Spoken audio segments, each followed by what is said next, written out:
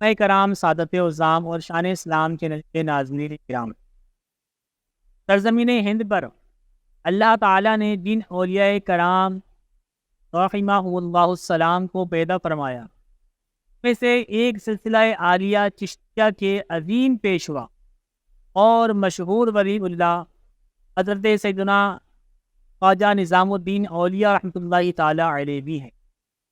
آپ سلسلہ عالیہ چشتیہ کے وہ عظیم بزرگ ہیں کہ آپ با اخلاق و با کردار، صاحب شریعت و طریقت، اور اس کے ساتھ ساتھ آپ کثیر الکرامات بزرگ بھی ہیں۔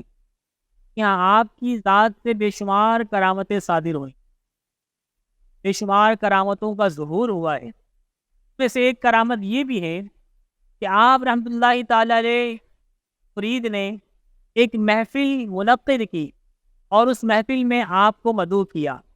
آپ کی آمد کا سن کر اس محفل میں ہزاروں لوگ جو ہے وہ آپ کی دیدار اور آپ سے ملاقات اور آپ کے ارشادات سننے کے لیے جمع ہو گئے۔ ہزاروں لوگ پڑ آئے، لیکن جبکہ اہل خانہ نے لنگر کے لیے، کھانے کے لیے تھوڑا سا اہتمام کیا تھا، جو کہ 50-60 افراد سے زائد کا نہ ہوگا، آپ رحمۃ اللہ تعالی علیہ کے زیارت اور ملاقات کے اشتیاق میں لوگوں کا ہجوم اور کھانے کی تعداد کو دیکھ کر اہل خانہ جو ہے متفکر ہو گئے، سوچ و وچار میں پڑ گئے کہ یہ کیا معاملہ ہے، کیسے جو ہے سب کو کھانا ہوگا۔ آپ رحمۃ اللہ تعالی علیہ نے اپنے خادم خاص سے فرمایا کہ لوگوں کے ہاتھ دھلواؤ اور 10-10 افراد کے حلقے بناؤ، یعنی ان کا گروپ بناؤ، اور ان کو روٹی کے 4 ٹکڑے کر کے دسترخوان پہ دو اور کہو کہ بسم اللہ پڑھ کر شروع کریں۔ چنانچہ ایسا ہی کیا گیا۔ فرید خاص کو جس طرح تعلیم کی گئی تھی اسی طریقے کے مطابق لوگوں کے ہاتھ دھلوائے گئے۔ 10-10 افراد کا گروپ یعنی حلقہ بنا کر کو بٹھا دیا گیا، روٹی کے 4 پیس یعنی 4 ٹکڑے کر کے دے دیے گئے اور کہا گیا کہ بسم اللہ پڑھ کر شروع کریں، اور ایسے ہی کیا گیا۔ تو صرف اتنے افراد موجود تھے، ہزاروں کا جو مجمع موجود تھا، ان سب نے کھانا سیر ہو کر کھایا، بلکہ کھانا کھانے کے بعد بھی کھانا بچ گیا۔ یہ وہ کرامت ہے خواجہ نظام الدین اولیاء رحمۃ اللہ تعالی علیہ کی، جو بہت ہی زیادہ مشہور ہے۔ تو یاد رکھیے، آپ رحمۃ اللہ تعالی علیہ صرف کثیر الکرامت نہیں بلکہ آپ کا کردار بھی بہت وسیع۔ آپ شریعت پر عمل کرنے والے اور اپنے مریدین کو بھی شریعت پر عمل کرنے کی تلقین کرنے والے۔ آپ کی زندگی میں، آپ کی سیرت میں ایک واقعہ یہ بھی ملتا ہے کہ ایک شخص تھا جو آپ سے خواہ مخواہ دشمنی رکھتا ہے، یعنی کوئی وجہ نہیں تھی، خواہ مخواہ آپ سے دشمنی رکھتا، بلا وجہ آپ کی برائیاں کرتا اور آپ کے بارے میں اول پول بکتا رہتا ہے۔ اس کے انتقال کے بعد آپ رحمۃ اللہ تعالی علیہ اس کے جنازے میں تشریف۔ آج اگر ہمارے سامنے اگر ہمیں کوئی برا بلا کہہ دیتا ہے یا ہماری کوئی برائی بیان کر دیتا ہے، تو پھر ہم اس سے جو ہے سارے رشتے ناطے تعلق سب توڑ دیتے ہیں، کہ گھر بھی نہیں جاتے، ان کے گھر کی خوشی غمی میں شریک نہیں ہوں۔ لیکن بزرگوں کی سیرت یہ ہے کہ جو زندگی بھر آپ کا دشمن بنا رہا، آپ کے بارے میں اول پول بکتا رہا، آپ کی برائیاں کرتا رہا، اس کے انتقال کے بعد کے جنازے میں تشریف لے گئے، اور تشریف لے جا کر بعد دفن آپ نے دعا بھی کی۔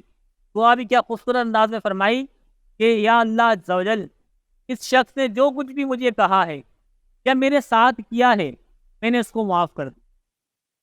یہ ہوتی ہے کہ محبت بھی اللہ کی رضا کے لیے اور عداوت بھی اللہ کی رضا کے لیے، یعنی خواہ مخواہ سے دشمنی رکھی ہوئی تھی، خواہ مخواہ برائیاں کرتا رہتا تھا، تو خواجہ نظام الدین اولیاء رحمۃ اللہ تعالی علیہ کے دل میں اس کے لیے کوئی میل نہیں تھا، اس کے لیے کوئی برائی نہیں تھی۔ آپ نے فرمایا کہ یا اللہ عز و جل، یہ جو مجھے کرتا تھا، میرے لیے کہتا تھا، میں نے اس کو معاف کر دیا، میرے سبب سے تو اس کو عذاب نہ فرما۔ خواجہ نظام الدین اولیاء اللہ کے چاہنے والوں، آئیے یہ سیرت ہم بھی اپناتے ہیں۔ اگر دنیا میں اگر ہمیں کوئی برا بھلا کہہ بھی رہا ہے، ہماری برائیاں کر رہا ہے، یا ہم سے بلا وجہ دشمنی رکھتا ہے، آپ اللہ کی رضا کے لیے اسے معاف کیجیے، آپ حسن سلوک کی رحمی کیجیے اس کے ساتھ۔ نبی کریم صلی اللہ تعالی وسلم کی حدیث مبارکہ ہے کہ نبی کریم صلی اللہ تعالی علیہ وسلم سے پوچھا گیا کہ صلہ رحمی کیا ہے؟